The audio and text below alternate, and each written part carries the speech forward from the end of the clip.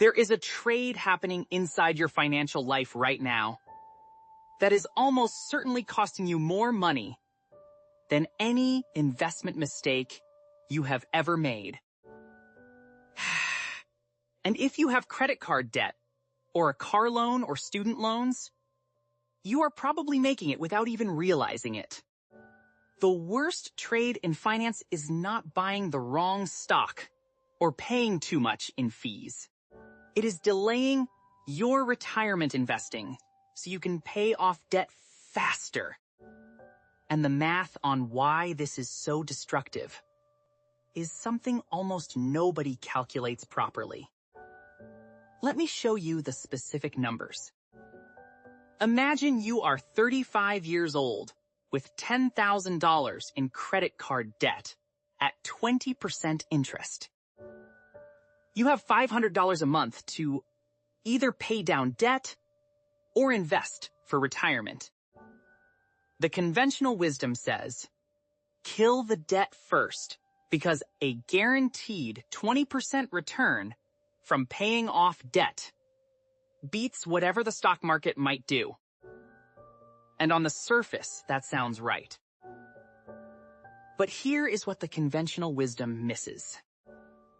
When you delay retirement investing, you are not just losing the contributions you did not make.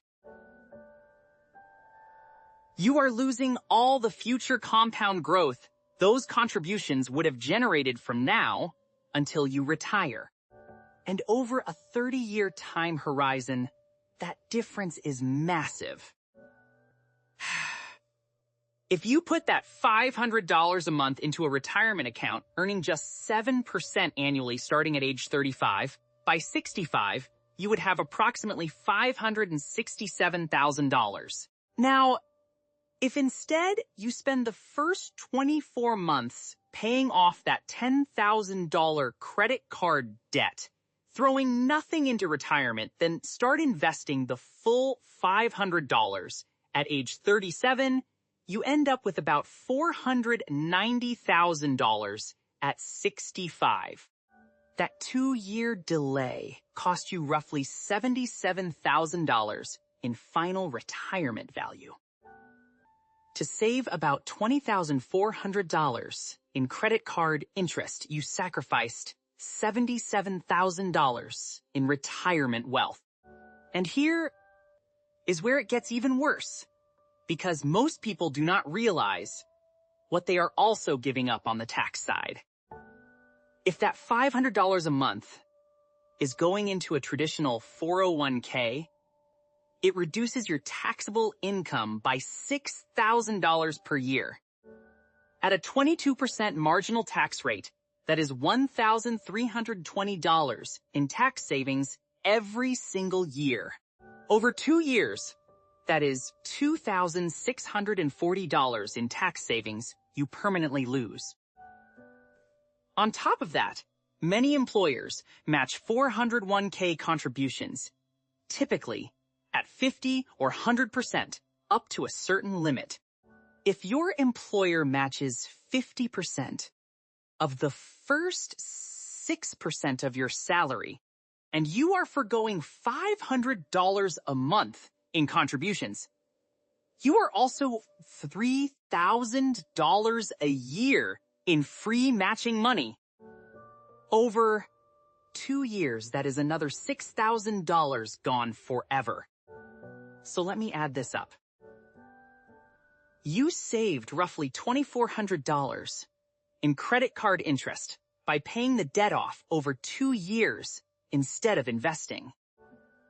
But you permanently lost about $77,000 in retirement growth, $2,640 in tax deductions, and up to $6,000 in employer matching contributions.